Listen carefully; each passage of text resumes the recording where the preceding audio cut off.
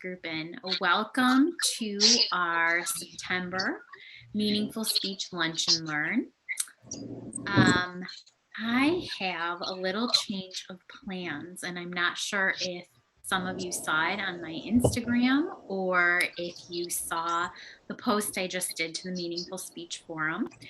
But Rachel Dorsey is actually unfortunately sick today, so she will not be joining us as our September guest. I'm definitely rescheduling with her, so she will come on either in October or in November. But I did not want to cancel on all of you. And a lot of people have actually been asking me to do something live or to do some sort of group coaching call. So I decided that's why I'm like sitting here now like today.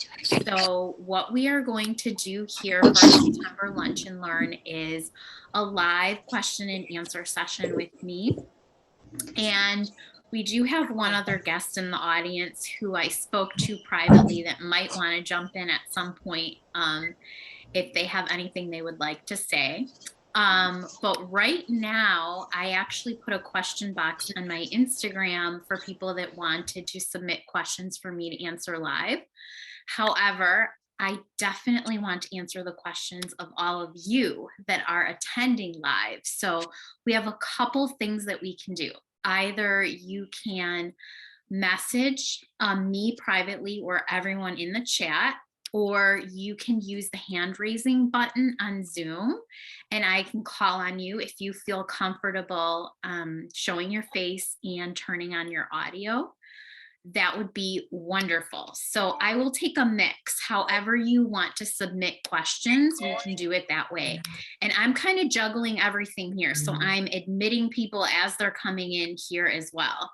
So those of you that I just let in, I had just announced to everyone that unfortunately Rachel Dorsey is out sick today, but I did not want to cancel on all of you. So I have had a lot of requests to do a group coaching call. So that is what we are going to turn this into today.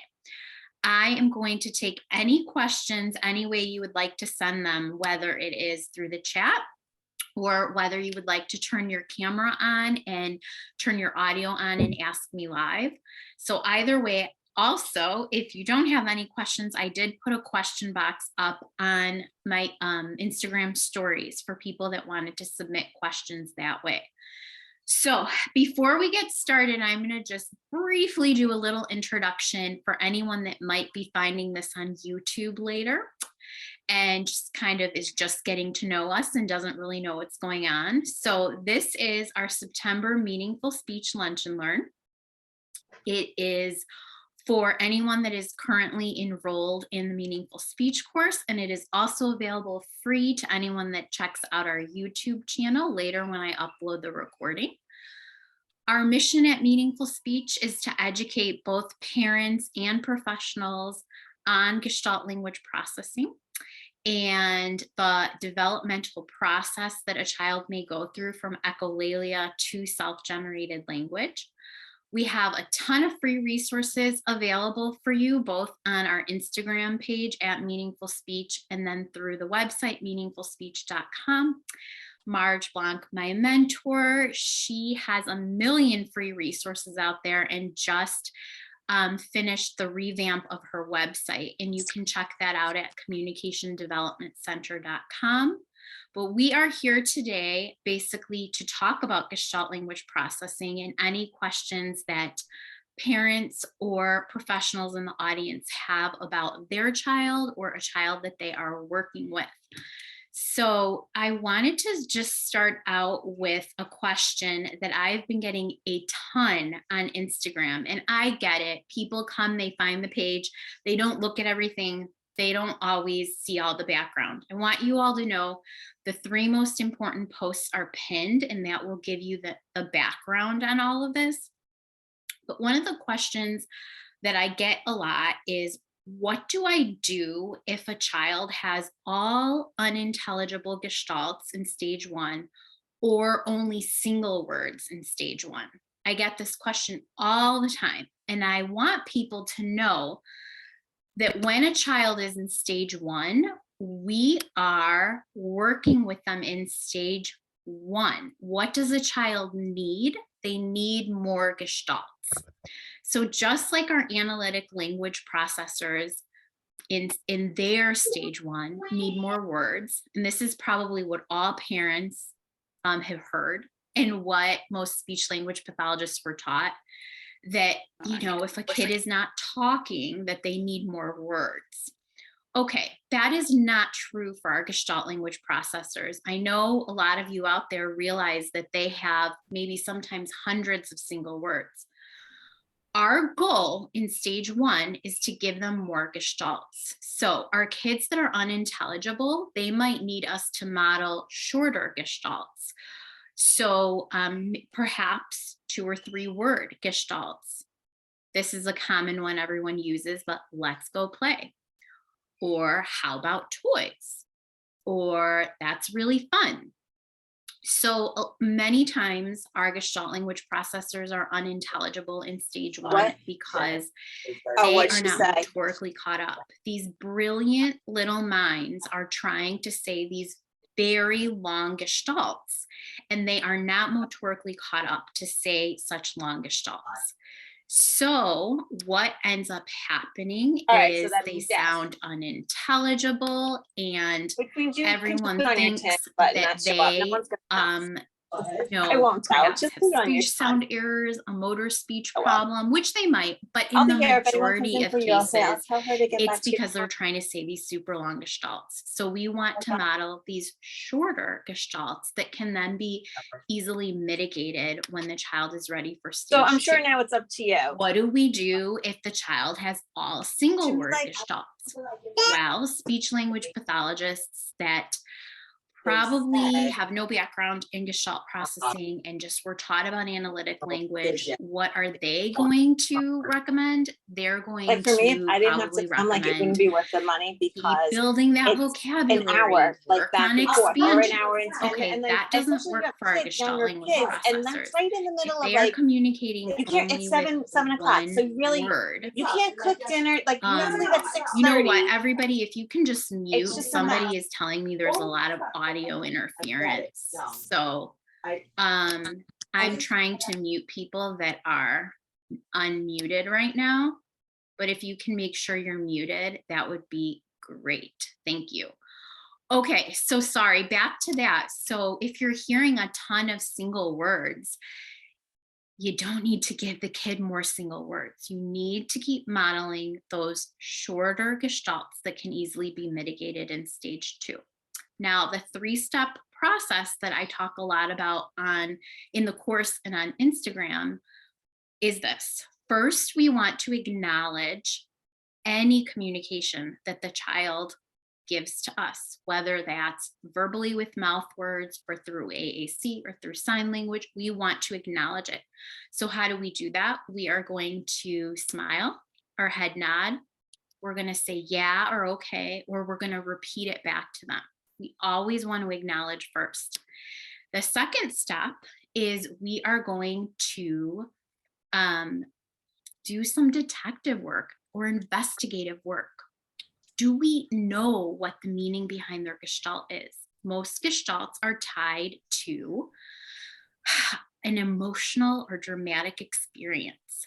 There is a lot of meaning behind gestalts for our kids. So sometimes we can figure out what they actually mean with the gestalt, and other times we can't. Sometimes we can't do step 2.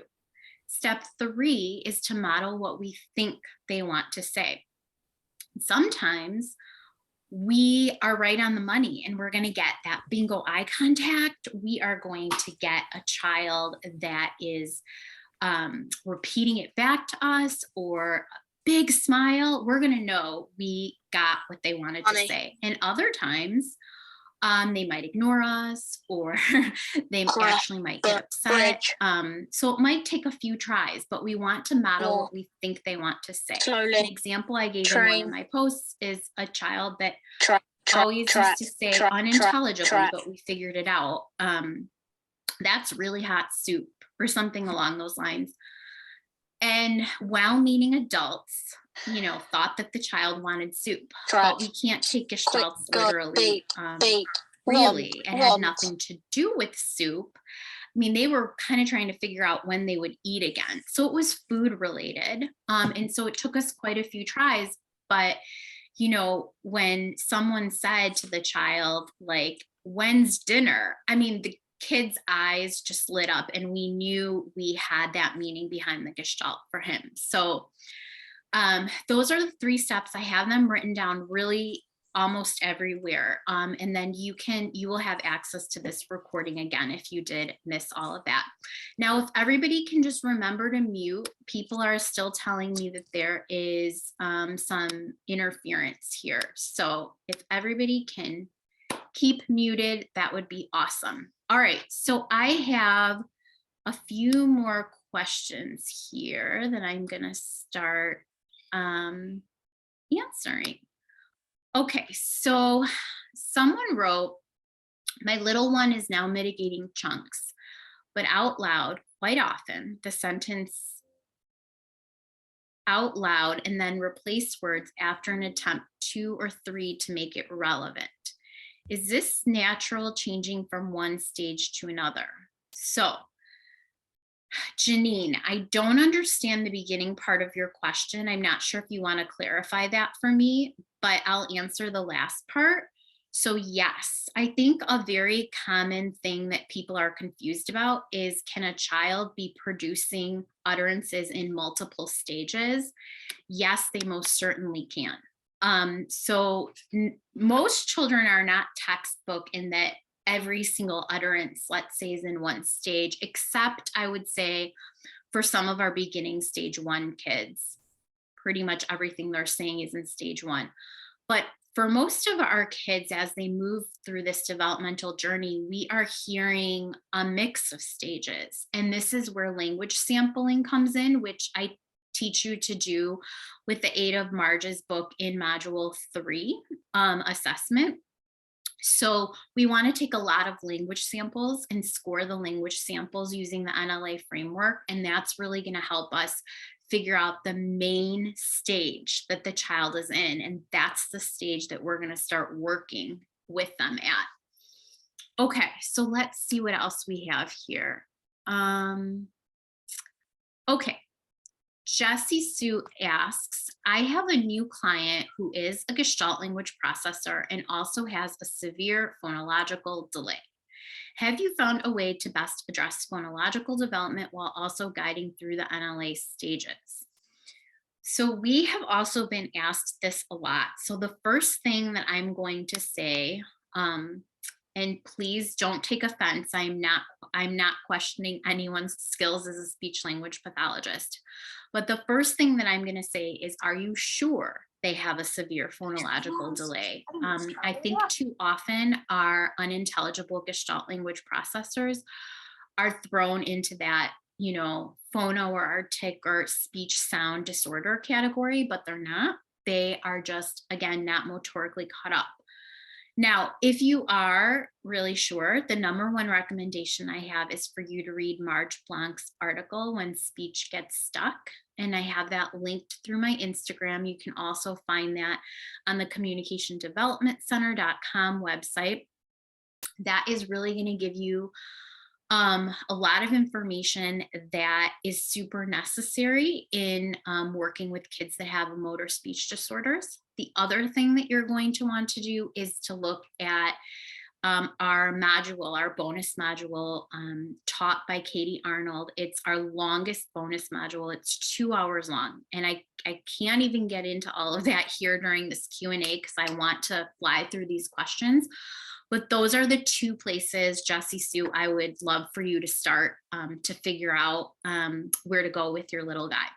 Okay, Natalie is asking for everybody to mute. So I think there's one person unmuted now. All right, if everybody can just keep making sure that you're muted so that everyone can hear me, that would be wonderful. Okay. Let me see what else we have here. All right, somebody just said to me, I have just found out about Gestalt language development, and I have just started a new job. I have a child on my caseload who seems to be in stage one, maybe moving to stage two. He has an IEP on Tuesday. I'm wondering, is there a way I can introduce NLA to his team without needing to fully understand it?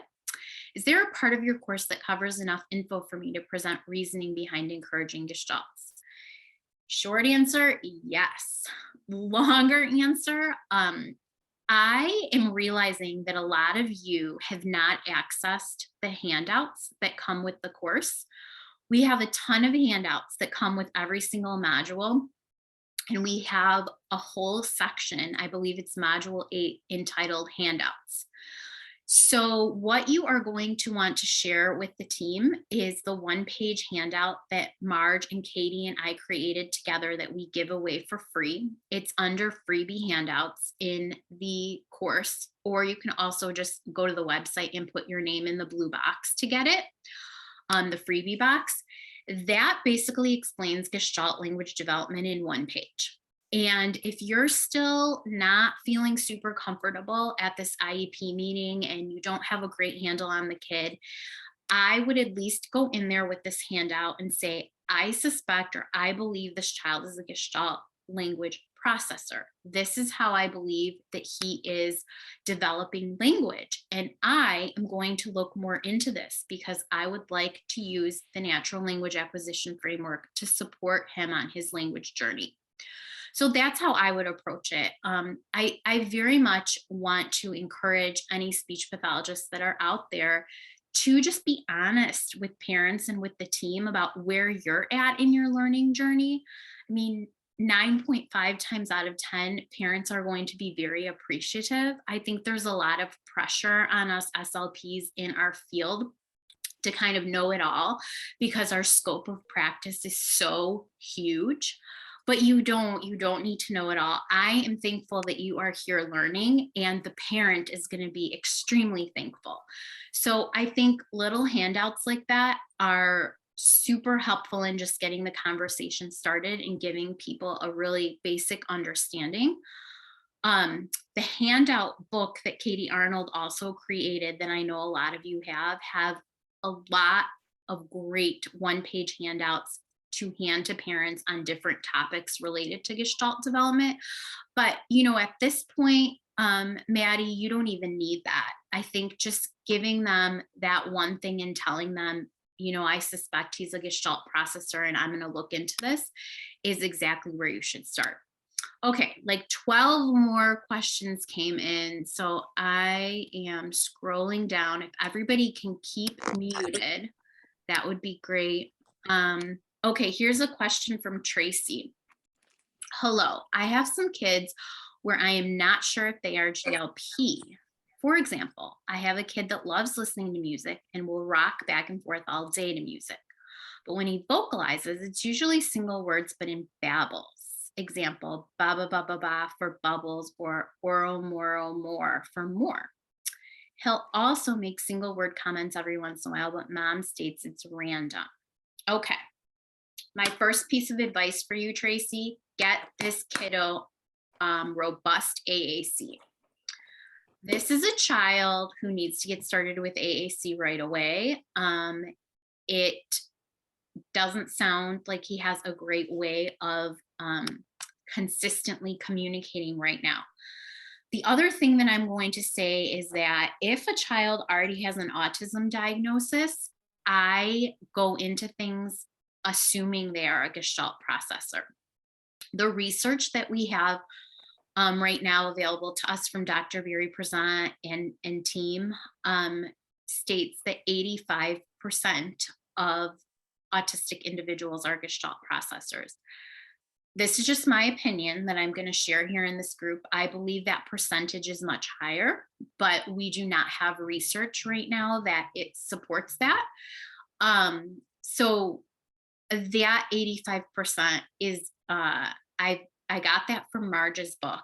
Marge, if you're out there and you want to type the citation in the comments, I don't remember exactly what article or what year that's from. But so two things, we want to start robust AAC and we want to basically go in assuming that they are a Gestalt processor if they have that autism diagnosis. Okay, so moving on, let's see what other questions are here. Okay, my little is 7. She has some utterances that are not intelligible. How can I determine if they are gestalts or if she is just, for lack of a better word, stimming? Okay, this is another question that comes up quite frequently. And to be honest, I think it really just comes down to really getting to know the child and what they are doing. Are they communicating with you directly, or is what they are verbally doing perhaps vocal play or stimming, and not something that really involves you? So I've recommended to a lot of parents to start jotting things down, like in their phone or in a journal, so they can kind of start seeing patterns. So if she's off by herself playing and you're hearing this and she's like totally turned into a corner playing with her toys, I'm going to say that that's not intended for you. That's probably not communication intended for you. So I think you will, once you get to know the child again, get to know, okay, is this something that is communicating to me? So is it a gestalt that they are using to communicate something to me? Or are they just enjoying some vocal play right now? Okay, so here's another message. I signed up for the course yesterday. What would you say? Okay, well, I kind of answered this, what we would say in an IEP to a team to explain NLA. So I'm going to move on because we kind of got into that a little bit. Okay, I'm going to address this question because this has come up 1,000 times. Hi, do you have a video to show where you treated a middle school or high school student for this age group? Let me address that first. I do have lots of videos, but I am unable to show them on my course. So the kids that I show in my course, I got a lot of special permission from parents, considering, thousands of people are watching these videos. And to be honest, I've worked with way more younger kids that are Gestalt processors, but I would say I've had at least a dozen middle to high school and young adult clients at this time that are Gestalt processors, and more in my clinic that other people have seen. Not a single person has been comfortable with their video being shown in the course or on Instagram. And I really respect that, considering, these are, adults in a lot of cases, or heading toward adulthood, and they just don't want to be shown, or their parent does not want them to be shown. That being said, Marge's book, Natural Language Acquisition, has a lot of information about older kids and some beautiful case studies, especially the one with Benjamin. So if you are, really interested in seeing what this can look like for an older kid, definitely check out Marge's book. Now, I do want to say that what I teach and talk about in the course is very applicable to older kids, but I know it does bother people that I do not show a child over the age of 10, but that is the reasoning. However, the whole process is completely like what you would go through with an older child. I will say it is much slower, and there is a lot of unlearning to do with older kids, especially most of our older kids have been through a lot of ABA style programming, or a lot of, even if it's not directly ABA, a lot of compliance based programming in their school.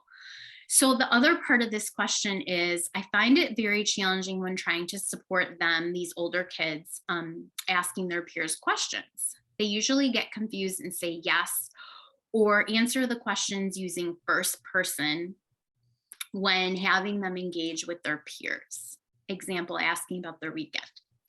All right, so here's my thought on this. Kids are not ready to ask these types of questions usually until they're self-generating language. So we're looking at stage 3 dipping into stage 4, 5, 6. I think we have a huge problem right now in general in our field as speech pathologists, and that a lot of us are being forced to write goals that are not developmentally appropriate. And I think I've gotten the most pushback on that when I teach people this, because I get it. The kids in high school, I totally get that they need to socialize. But if developmentally they are, let's say, in a stage 1 or 2, we're kind of just teaching Swiss cheese skills by trying to, force them to memorize these questions to interact with the peer. And yeah, they might end up memorizing them, but developmentally, they are not ready for that yet, even if their age is 16. So, what do I mean by Swiss cheese skills? I mean, there's just holes. So, let's work at something that's high up here, but we don't have the foundation down here.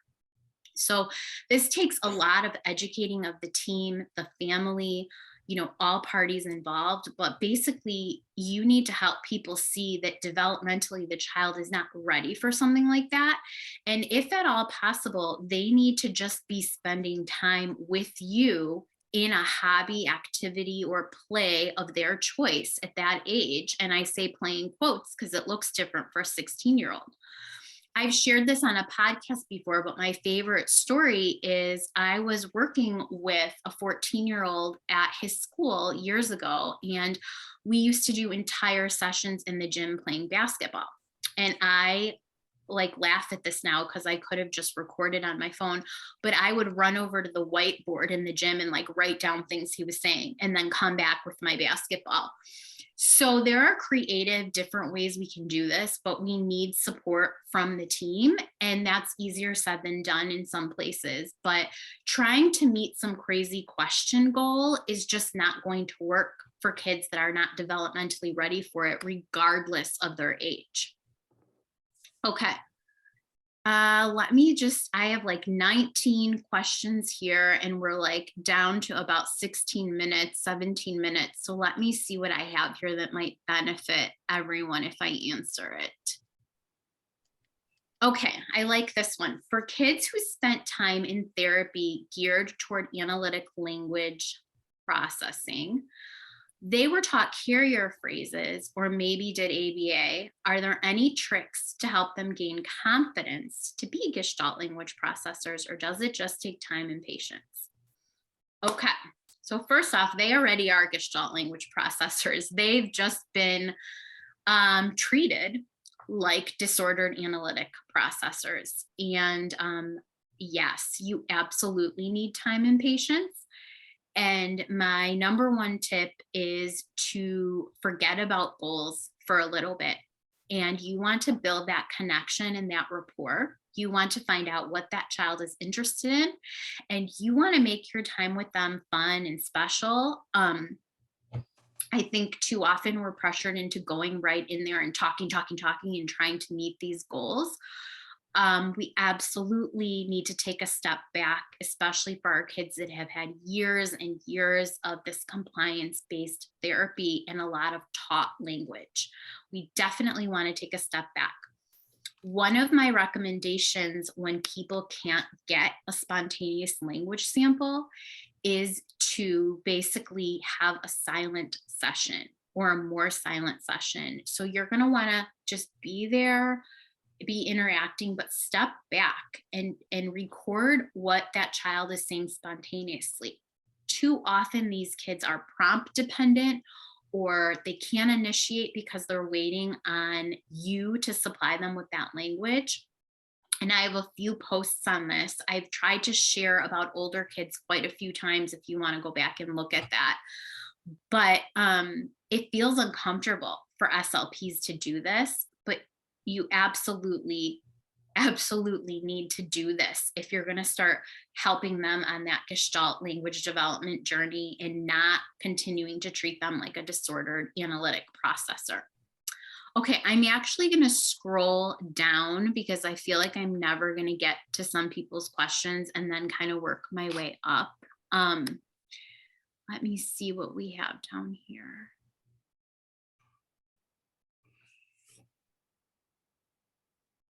Okay, this is a nice question. So Sherry asks, hi, Alex, can you talk about what you provide parents after your sessions with their child for the family to carry over when at home? I saw this and I kind of wanted to answer this because I'm at my clinic this past week. I was actually talking to a brand new occupational therapist who, is her first year out. This is her first job. We have a really unique clinic, by the way. So it's myself and six speech pathologists, and then an OT practice and seven OTs. And we share a really large space and share rooms and gyms, but we're two separate businesses. So often we co-treat, and this OT was trying to kind of wrap her mind around what to communicate with parents after the session, because I think that's a huge benefit of private therapy. We get to come out, we get to, if the parent's not in the session, let's say, and really talk to the parent, do what I call an activity review, and kind of give them a couple of things to take home with them, or not physically, but take home. And I feel like I can answer this question with what I was discussing with the OT. So I think too often we come out and we're like, I'm going to justify what I was doing by spilling out all this information to the parent, and they're going to know that I did my job really well. Maybe not all of us, but I've definitely done that myself, and I've seen that in action with others. And my advice is less is more. Do not come out and start telling that parent every little thing about their child and what happened in the session. As a parent myself, I'm going to tell you that we are very overwhelmed. Like I like one or two pieces of information about, what my kid needs to do, and then I like to move on. And so this particular child, when I came out of the session, I told the parent, hey, I added 3 new gestalts to the AAC that I've been meaning to do. And what's really cool is today he wanted to do stickers, and he's never wanted to touch them before. And we were able to really use the AAC to protest. And we were pressing no, and he was pressing no, we being me and the OT. And it was pretty amazing. And so then the mom said, okay, yeah, I could totally do that. I could work on no this week. And I'm like, awesome. Now, did I want to tell her like about the 50 other things that happened in the session? I did.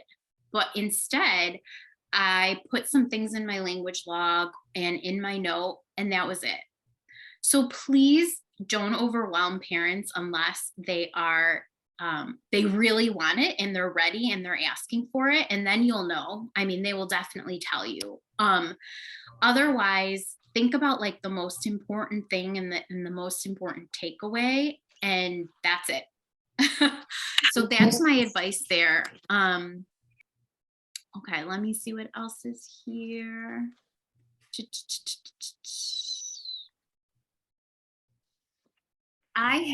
Bryn says, I have a parent who is very intuitive with her child, my patient, and great at doing the detective work.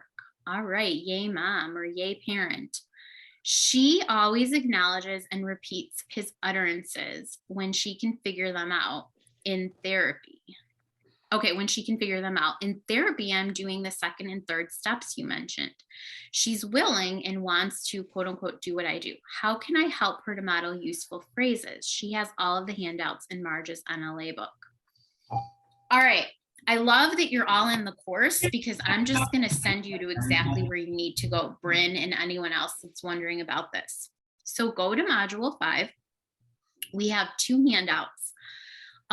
One is called a Gestalt check-in, and I think the other is the Gestalt check-in recording form. So what we want to look at is in stage 1, we want to look at all those different categories of language. So shared joy, sensory motor experiences, transitions, help. You're going to look at that recording sheet and think, okay, let me write down the gestalts the child has and what's missing here. Where do they need more gestalts? And we give you some ideas of some mitigatable gestalts that you can model, but also just think about the child and their interests and create some on your own. And that you can share with mom. So you can say to her, you know what? I really want him to have a gestalt for transitions, and I really want him to have a gestalt for surprises. So this is what I'm going to naturally be modeling and focusing on in my session today. And just like I told that mom with the AAC where we're working on protesting, this is what you can naturally model at home. And parents have loved when I've given them that check-in sheet because they can track that at home too. So when they hear things, they're like, oh, yeah, that was a comment. Or I have a little boy who said, it's raining, but it's really not raining outside. He's a musical gestalt. He got that from a song. And, I was thinking, all right, like where are we going to plug that in the categories? It's a comment, even though it's not really raining outside, and it's easily mitigable. So that's like a cool gestalt that he has. So that might help you structure it up and might help you share with the parent. Okay, so this person just wrote me back and said, yep, I've been using that and I'm going to make some copies for her. Awesome. Love to hear it. Okay, so let me see what else we got going on here. All right, parent coaching question from Brooke. I'm trying to educate parents on Gestalt language learning, but I'm running into trouble with buy-in, particularly kids who are early on and only have few scripts, some with none, and are just in the babbling phase. They want their kids to follow traditional acquisition milestones of words, numbers. How do you address these parents that want faster progress or, don't quite understand the research I'm presenting? Okay, so this is not an uncommon problem at all. And it's not always easy. I think the best thing that I can say here is to meet people where they're at. And so if we've presented the research and the parent is still questioning us, perhaps they have a relative, a doctor, a teacher, or someone else that is, influencing their thought or has previously influenced it. And they just really want their kid to be an analytic processor and meet these milestones. So we're going to just try to meet them where they're at. So if the parent's like, I want the child to have more words, I might just say, I do too, but I think the way they're developing language is the first step for them is not maybe just one word. I think we can present a phrase or 3 words together. And what is that to us? Well, that's a gestalt, but I am kind of aligning with what the parent wants. I'm just presenting it in a little bit of a different way, and I'm meeting them where they're at in their journey. I don't feel it's useful to continually keep like shoving research or handouts in someone's face that's not ready for it. I think we have to be on the same team as our parents if the child is going to make any sort of forward progress. What I try to do is what I shared earlier, continually give little tidbits of information and not overwhelm. So, if I've got a parent like that and I am, targeting, I'm trying to get away from that word, but I have a few different gestalts that I'm modeling. I'm going to come out and say, you know what? Today he told me quite a few times, like, let's go play. And what does that parent want? They want to hear that. They want to hear that their kid is talking. And I don't think in the end they're upset that it's a gestalt. So we kind of have to think about where they're coming from. And then I gently start saying, the next step in this is I want him to start mixing and matching, some of what he's saying, of course, when the child is ready for stage 2. So I think just little tidbits, but hey, I'm on the same page with you. We are meeting the same goal. What is our ultimate goal for ALPs and GLPs?